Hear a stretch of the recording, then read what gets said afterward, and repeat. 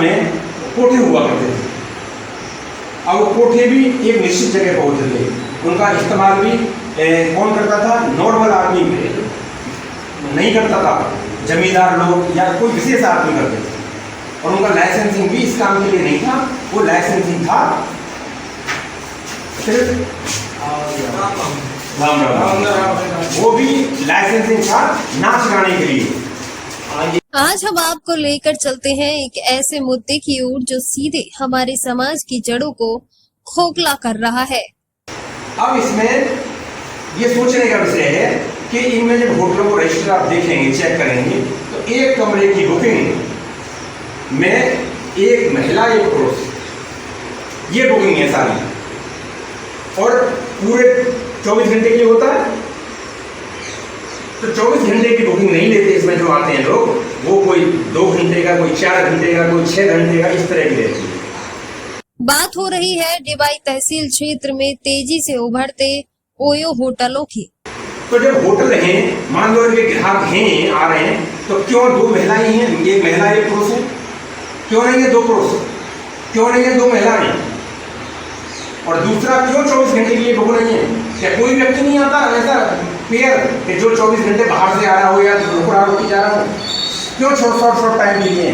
तो इनसे सीधी शंका जाहिर होती है कि ये जो चल रहा है इसमें, उसको सीधा गलत काम के लिए यूज हो रहा है। और जो अब सिर्फ ठहरने की जगह नहीं रह गई, बल्कि बनते जा रहे हैं सामाजिक पतन के अड्डे। अब मूल आधार होता है ग्राहक, यानी कि कोई भी बिजनेस करेंगे, उसका अगर ग्राहक नहीं है तो वो बिजनेस सर्वाइव नहीं हो सकता। अब सामाजिक हितों की सेवाओं के लिए विख्यात एडवोकेट एसपी सिंह ने अब एक बड़ी मुहिम छेड़ दी है। वे डिवाई तहसील के दर्जनों गांवों में नुक्कड़ सभाएं कर रहे हैं और लोगों को जागरूक कर रहे हैं कि कैसे इन ओयो होटलों की आड़ में खुलेआम देह व्यापार जैसा घिनौना कारोबार पनप रहा है। जरैना गांव में एक नुक्कड़ सभा को संबोधित करते हुए एडवोकेट एसपी सिंह ने स्पष्ट शब्दों में कहा है कि इन होटलों में हर घंटे बाद एक नया गेस्ट आता है और उसी हिसाब से पैसे वसूले जाते हैं। ये जो होटल खुले हुए हैं चारों तरफ, अब इनका मूल आधार क्या है? ग्राहक। अब ग्राहक वो तो हो नहीं सकता कि हम तुम हो जाए, या हम कोई भी किसान हो जाए, खेत में से काम करके आ रहा है, दोपहर को अपना उसको रेस्ट करना, रोटी खानी है तो रोटी खाने के लिए या सोने के लिए चला जाएगा, कोई तो मतलब नहीं। और हम मान लो बुलंदशहर जाएं या लखनऊ जाएं, मुंबई जाएं या दिल्ली जाएं, किसी काम से जा रहे हैं, वहाँ हमारा कोई रिलेशन में है नहीं व्यक्ति, तब जा कर के ये सोचा जाता है कि होटल में आदमी ले 1 या 2 दिन रुके। तो अब यानी ये दूरी चाहिए, उसके लिए दूर से व्यक्ति आता है तब होटल की जरूरत पड़ती है। अब यहाँ दूर से आने के लिए कुछ होना चाहिए हमारे क्षेत्र में। पर्यटक स्थल हमारे यहाँ नहीं है कि बाहर से घूमने के लिए लोग आएंगे, रुकेंगे तो होटल में ठहरेंगे। इंडस्ट्रियल हमारे यहाँ नहीं है, फैक्ट्रियाँ कि उनके जो फील्ड के लोग हैं वो हमारे यहाँ पर हर महीने मीटिंग होती है कंपनियों की, वो रुकेंगे होटल में, कंपनी पेमेंट करती है, वो मीटिंग के लिए रुकते हैं, 3-4 दिन चले जाते हैं, फिर वो नहीं है कुछ भी। कोई गवर्नमेंट मीटिंग ऐसी नहीं होती जिसके लिए कहीं होटल बुक करना पड़ेगा। जब ये कुछ डिवाई क्षेत्र ना कोई पर्यटन स्थल है, ना ही कोई पिकनिक स्पॉट, फिर यहाँ इतनी तेजी से ओयो होटल और गेस्ट हाउस क्यों खुल रहे हैं? प्रशासन की चुप्पी सवालों के घेरे में नहीं है, तो फिर जो मूल आधार है इसका होटल खुलने का, वो कहाँ है? वो कुछ नहीं है। और जब कुछ नहीं है उसके बावजूद भी ये चल रहे हैं, और उसके बाद में एक खुल रहा है, उसको और प्रॉफिट हो रहा है, दूसरा भी खुल रहा है, तीसरा भी खुल रहा है, और ऐसी ऐसी जगह खुल रहे हैं जहाँ खुलने का मतलब ही नहीं होना चाहिए।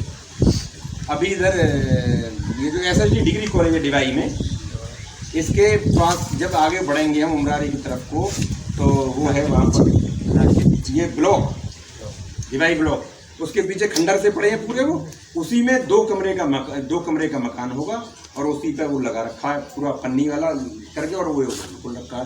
1 घंटे अगर बारिश हो जाए तो पानी हो जाएगा, उस तक पहुँच नहीं सकता, और ऊपर खावड़ा है, रास्ता भी नहीं है। एक आपके डिवाई रोड से जब कर्णवास जाते हैं तो छोइया के उधर आगे होटल है, उसके नीचे साइड में खोल रखा है। क्या प्रशासन जानबूझकर आंखें मूंदे हुए है? क्या हमारी युवा पीढ़ी को बर्बादी के रास्ते पर छोड़ दिया गया है?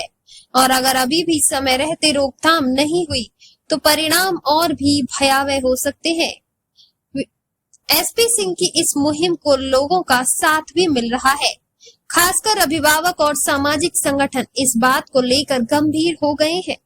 अब वक्त है समाज जागे, वो होटलों की आड़ में फलते इस अवैध व्यापार पर सवाल उठाए जाए, प्रशासन से जवाब मांगा जाए और युवा पीढ़ी को इस दलदल से बचाने के लिए एकजुट होकर आवाज उठाई जाए, क्योंकि अगर आज हम चुप रहे तो कल बहुत देर हो जाएगी। आप भी इस मुहिम से जुड़ना चाहते हैं? आपकी राय कमेंट में जरूर बताएं और इस वीडियो को ज्यादा से ज्यादा शेयर करें। तो ये दिनों दिन खुल रहे हैं, तो इसका मतलब भाई बिना ग्राहक के तो चल नहीं सकती। इसका मतलब जो मूल आधार जो हम नाप रहे हैं वो ग्राहक बाहर वाला वो नहीं है, उसके बावजूद भी अगर ये सर्वाइव कर रहे हैं या चल रहे हैं तो इसका मतलब कहीं ना कहीं ग्राहक तो है इनका। तो वो ग्राहक कौन है जिसकी वजह से बदलौती चल रही है? हमारे यहाँ का लोकल आदमी को जाने का कोई मतलब नहीं। तो वो जो ग्राहक है वो अगर इनको होटलों को रजिस्टरों को चेक करेंगे आप, तो जो बुकिंग मिलेगी होटल में वो एक महिला एक पुरुष की मिलेगी, महिला पुरुष।